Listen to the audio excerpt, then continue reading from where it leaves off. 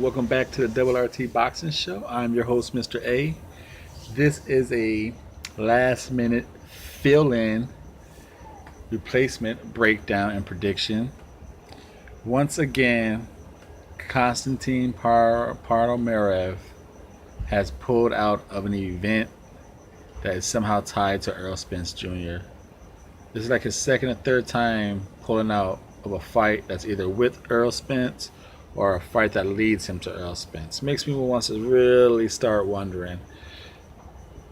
It's either him, his team, or Bob Arum is saving him for an in-house top rank fight. Maybe it's a defense. I thought he was going to fight Jeff Horn. It turned out to be Gary Corcoran. So maybe Bob is saving Konstantin for a first title defense for Crawford, if Crawford beats Horn, of course. Now, this fight, the replacement is Carlos Ocampo taking on the replacement of Dario Ferman. Carlos is 21-0, 12 knockouts. He's ranked number 23 in the world, 3 by the IBF, 12 knockouts. You got Ferman, who's 14-3 with 11 knockouts, 3 losses. He's been KO'd twice in his 3 losses. 1 KO coming. His 3 losses came within his last 5 fights, so he's 2-3 in his last 5 fights. And those 3 losses, 2 of them are KOs. 1 was in the 5th round, and his most recent one was in the 1st round by an opponent with a record of 6-10. And that opponent went on to lose his next 2 fights. So Carlos is ranked, again, 23 in the world and number 3 by the IBF. Dario, the replacement, is ranked number 582. 23 in the world versus 582. Thanks a lot, Konstantin. So let's get into this breakdown. The feet and legs.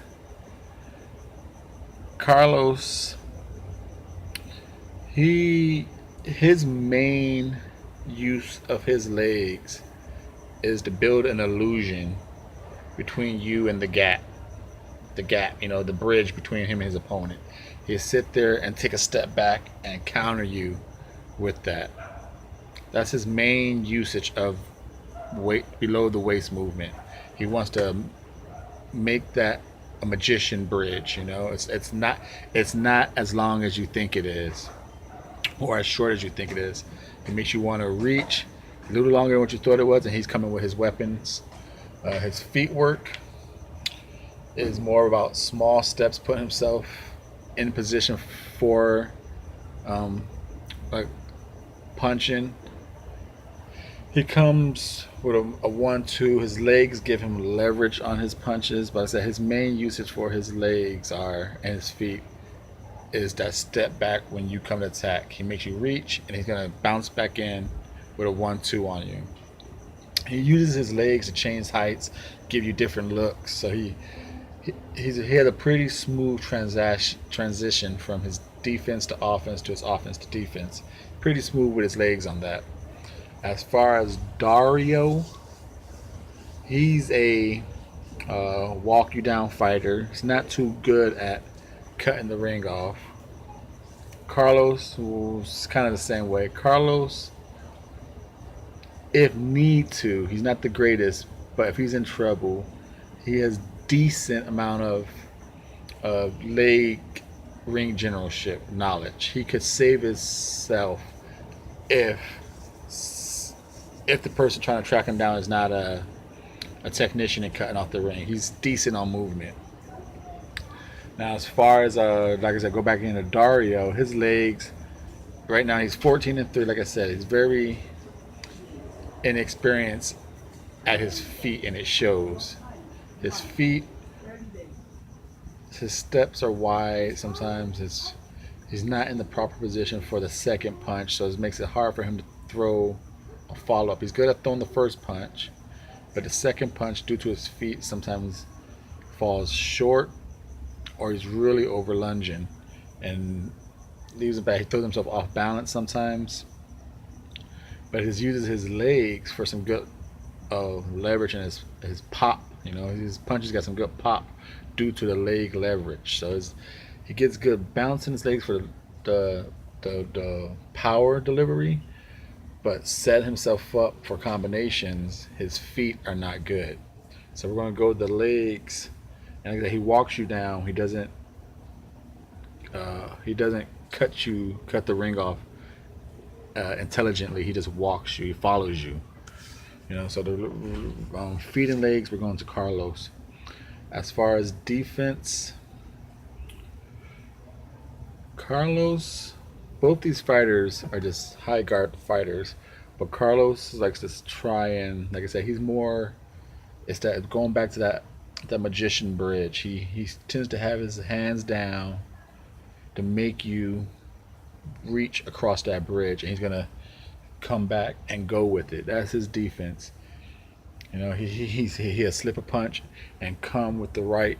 I mean, come with the left and a right hook. You know, or a 1-2.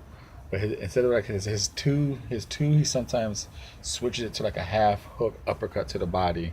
It's like a 3/4 hook. Like I said, his defense is he'll slip a punch for counters, catch him, or a step back to make you fall short on that bridge, and he comes with his. While Dario, he either just ties you up or he just eats punches with his arms. You know, he occasionally slipping, but he just tries to walk you down. Defense, he's 14-3. He's 33 years old, so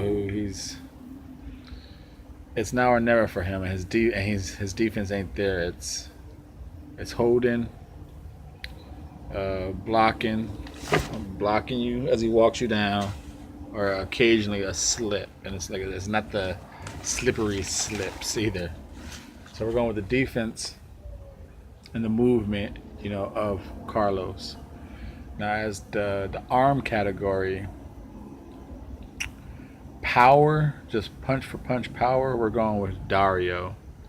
He throws his punches. Not only does he, to me, he has punch for punch power, he throws combinations harder than Carlos. Carlos, like I said, is mainly a 1-2, a 1-2, a 1-2 with a 3/4 hook uppercut to the body. It's very repetitive. He'll double the jab. There's a jab, jab, jab, 1-2, or that hook. Or Dario, he'll give you a jab. He'll give you a 1-2, and instead of a hook to the body, he goes 1-2 to uppercut, and then he goes one. He throws a jab out, hook to the body, then to the uppercut. So he has a 1-2 hook, 1-2 uppercut, 1 hook uppercut. So he's a good variations. Then he go 1-2 double hook to the body. So I'm giving a combo variation to Dario. His only problem is sometimes his feet work ain't always there, so the combinations fall very short. He just misses the second punch and can't go into the third. Speed variation. Who changes up speeds between these two guys? Probably none of them. Uh, but the faster punches are, to me, Dario's. They're faster, they're stronger, they got more pop on them. Anything else I'm missing? Just jab for jab. I would go with jab for jab. Like Carlos uses his jab more efficiently, but it's not as strong. You know, I think it might maybe keep Dario at bay for a little bit, but I don't think his jab is strong enough to hold him out there. So I'm going with jab of Dario as a popping weapon jab. While I think Carlos' jab is more of just a defensive jab. Now, I'm leaning and guessing that Carlos is the house favorite. He is number 3 in the IBF. He's been number 3 and 2 for a long time. Um, He's 21-0, number 23 in the world. He's got to be favored over 582. So the house bet is Carlos Ocampos. Now, right here on Double RT Boxing, your crazy ass host, Mr. A, my prediction is upset city. Upset city. I do believe I'm going with Dario Ferman. Just so it is clear, I'm going with upset city here. I believe Carlos, he's going to be winning on points. He's going to be moving around the ring, making because the fact that Dario has some of that footwork problems. There's going to be some occasions where he's going to lunge and leave himself open, and leave himself terribly open to get across that bridge, and he's going to get countered bad. By, he's going to get countered with the jab, get countered to the body.